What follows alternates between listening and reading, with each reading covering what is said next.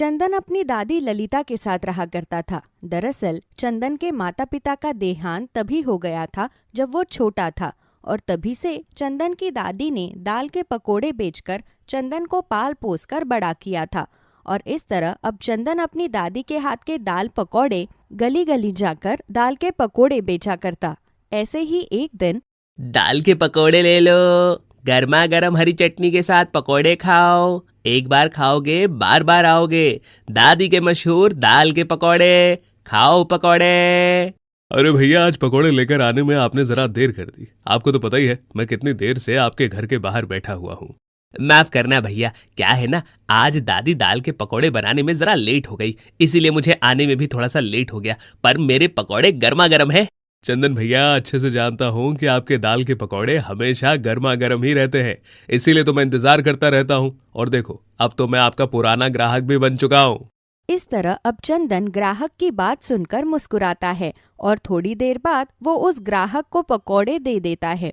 देखते ही देखते पूरा दिन बीत जाता है और इस तरह चंदन की कमाई भी अच्छी होती है। चंदन अपने भगोने को देख मुस्कुराते हुए खुद से कहता है, चलो अच्छा है, आज भी दाल के सारे पकोड़े बिक गए। अब जल्दी से घर जाता हूँ और दादी को ये गुड न्यूज सुनाता हूँ कि आज भी उनके हाथ के सारे पकोड़े बिक गए। इस तरह चंदन अपनी साइकिल पर सवार होकर तुरंत अपने घर जाता है और पैसे गिनकर वो अपनी दादी के हाथ में थमा देता है। देखो दादी, आज भी सारे पकोड़े बिक गए और तो मेरी अच्छी कमाई भी हुई है।